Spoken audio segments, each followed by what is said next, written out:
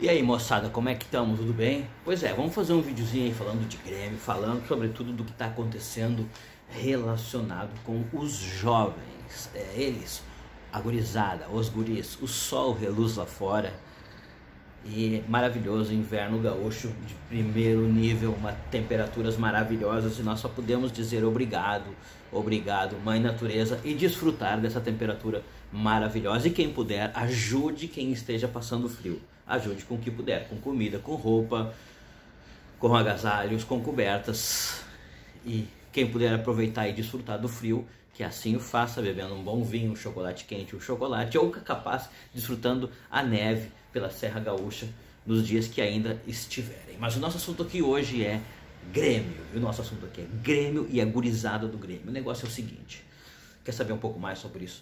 Quer vir fazer essa discussão? Simbora então, faz o seguinte, te inscreve aqui no canal, gurizada, ativa o sininho e vem com a gente. Nós vamos falar de Grêmio e o papo aqui é sério, sobre a gurizada do Grêmio. Pois é, quero me deter especificamente em alguns nomes para falar sobre a semana e o quanto envolve esse tema de gurizada do Grêmio. Primeiro, a semana começa dizendo que os velhos, chamados experientes, mas que muitas vezes, um experiente, tipo o Maicon, que perdeu a cabeça no jogo contra o Independiente del Valle e nos eliminou da Libertadores, se diz experiente, mas para perder a cabeça e chutar um adversário e ser expulso, prejudicar o time, ali não o foi. Mas vamos voltar então aos experientes do time que reclamaram que tinha muitos jovens, é um tema.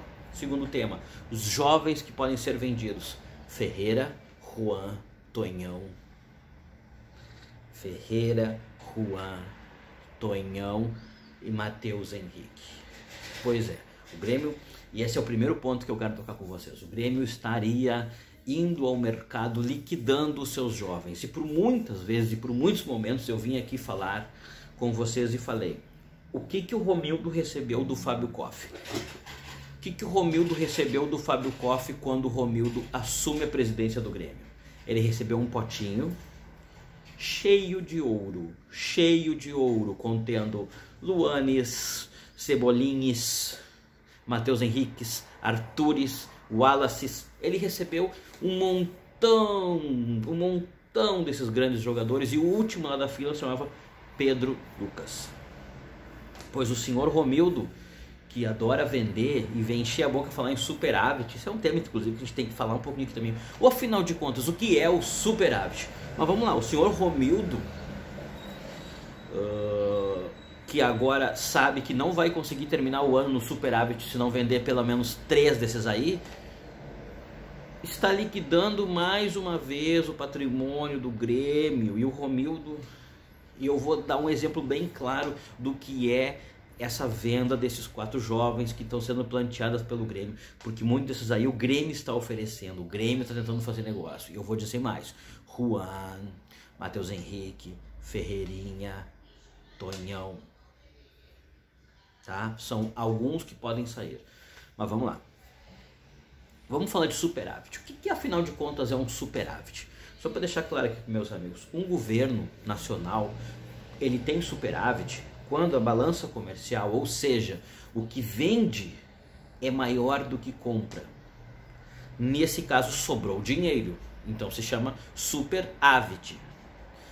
O contrário do superávit é déficit. O que é déficit? É quando tu compra mais do que tu vende, e aí tu tem um déficit. Por exemplo, um país que de serviços básicos, saúde, educação, segurança, gastou 1 trilhão e conseguiu arrecadar 900 bilhões. Ou seja, esse país imaginário, hipotético nosso, está tendo um déficit de 100 bilhões. E o que o Grêmio não tem é isso. O Grêmio está tendo superávit. Por quê? Porque o Grêmio tem vendido mais do que comprado. O Grêmio tem vendido um Cebolinha e trazido um Everton Cardoso. Ou seja, para vocês entenderem, se vocês querem ter um superávit em casa ao estilo Romildo Bolzan, eu vou dar uma dica: vocês vendam a máquina de lavar de vocês, que deve estar avaliada em 500, 600 reais, e comprem um tanque de 50 reais, comprem um tanque d'água de 80 reais, e aí no final do dia vocês vão na internet e digam: hoje tive um superávit de 420 reais, entenderam? O Grêmio vendeu um Cebolinha para trazer um Everton Cardoso. É a mesma coisa que tu aí que está em casa vender a tua máquina de lavar e comprar um tanque vende a máquina de lavar de 500 e compra um tanque de 20, de 80, e no final das contas tu vai na internet e posta: hoje, meus amigos, eu sou um mestre da economia, eu arrumo contas, eu vendi a minha máquina de lavar por 500 e comprei um tanque maravilhoso por 80, tive um superávit de 420. O que vai acontecer aí? Tu vai ter que lavar na mão um montão de coisas. E o que aconteceu com o Grêmio? Isso, meus amigos, é isso. O superávit do Romildão nada mais é do que isso. É uma maquiagem grosseira da realidade. É pegar o time lá que o Fábio Koff idealizou antes de abandonar o Grêmio, entregar a tutela para o Romildo e dizer: esse vai ser o maior time da América do Sul, um dos maiores do mundo. O que nós estamos deixando de trabalho aqui é para ser o maior clube da América do Sul e vai ganhar muitas Libertadores. Palavras de Fábio Koff. O que o Romildo está fazendo? Mandando o gerente de futebol para Europa para vender guri. Eu vou falar sobre esses guris. Juan.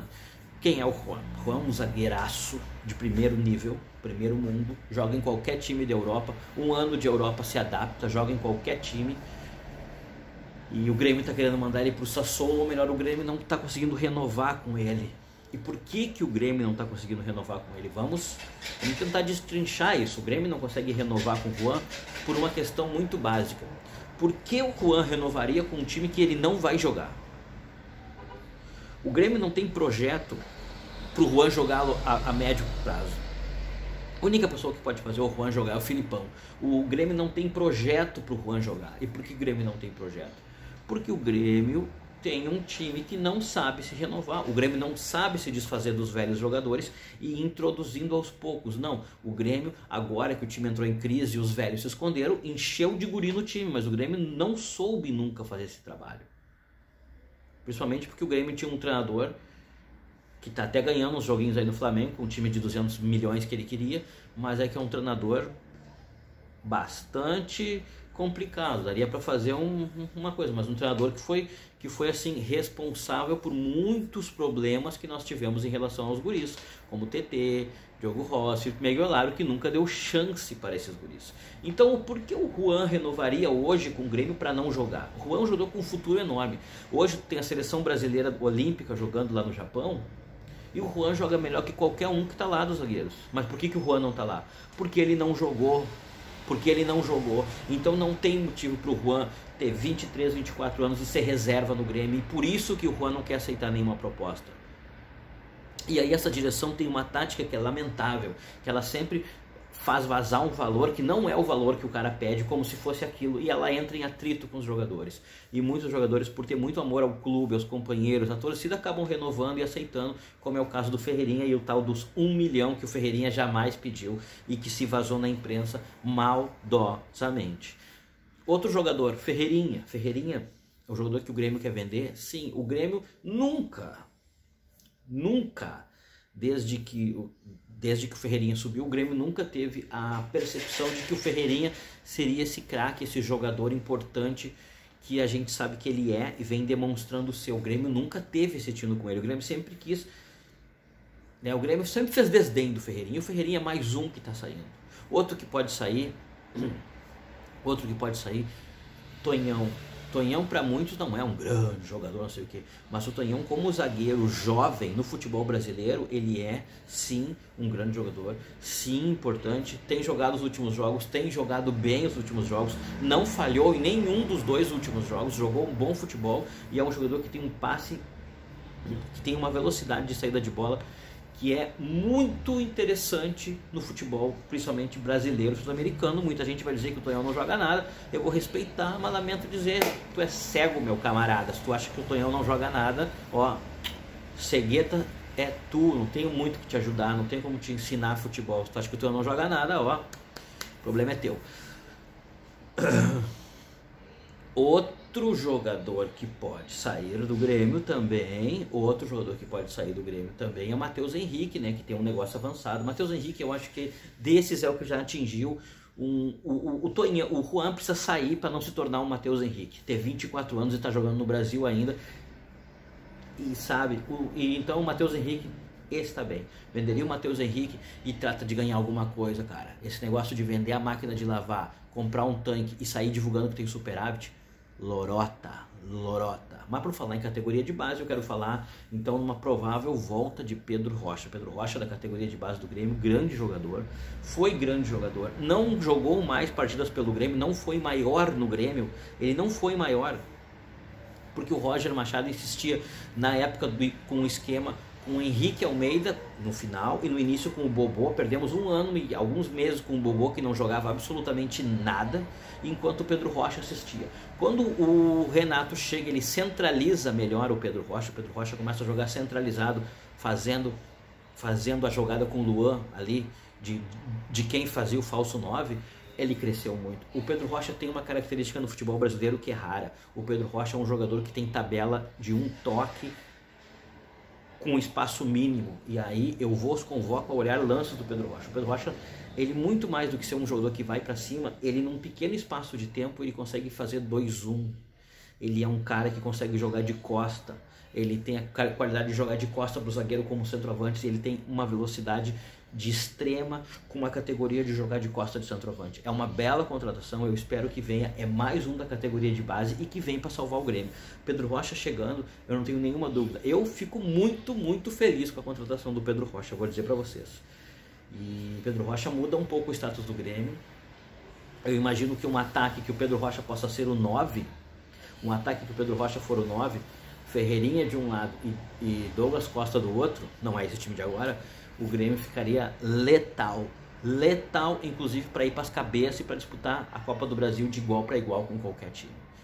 Certo, meus amigos? Então é mais ou menos isso. Sobre a briga política, então teve aquela cena toda. E engraçado que depois de se reclamar de briga política, jovens jogadores começam a sair do tricolor. Pois é.